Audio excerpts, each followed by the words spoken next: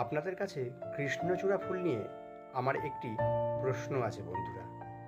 যদি আপনারা গোটা ভিডিওটা মন দিয়ে দেখেন তাহলে বুঝতে পারবেন।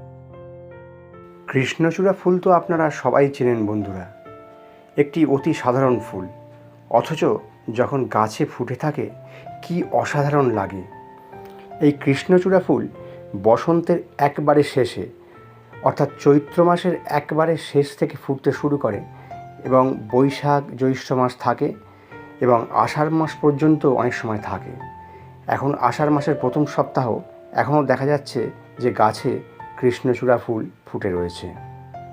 অথচ আমরা যদি কিছু পুরানো দিনের গান শুনি, যেমন পলাশার কৃষ্ণচূড়ায় আগুন জেলে ফাগুন বেলায়, বা কৃষ্ণচূড়া আগুন তুমি ফাগুন ভরা বানে, অথবা কৃষ্ণচূড়ার আবির নিয়ে আকাশ খেলে হলি, অথবা মনে করো আমি নেই বসন্ত এসে গেছে কৃষ্ণচূড়ার বন্যায় চৈতালি ভেসে গেছে, এই প্রতিটি গানেতেই কিন্তু কৃষ্ণচূড়া ফুলকে বসন্তকালের প্রথম দিকে অর্থাৎ ফাল্গুন মাসের ফুল হিসাবে দেখানো হচ্ছে।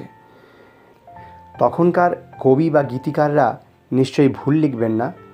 তাই আমার একটাই প্রশ্ন, তাহলে কি তখন এই কৃষ্ণচূড়া ফুল ফাল্গুন মাসে বা বসন্তকালের প্রথম দিকে ফুটতো? কোনো প্রাকৃতিক পরিবর্তনের জন্য এখন সেটা অনেক দেরি করে, মানে চৈত্র মাসের শেষে বা বসন্তকালের একেবারে শেষের দিকে ফোটে? যদি কেউ এই প্রশ্নের উত্তর জানেন তাহলে দয়া করে জানাবেন বন্ধুরা, আমি আপনাদের উত্তরের আশায় থাকব। সুপ্রভাত বন্ধুরা।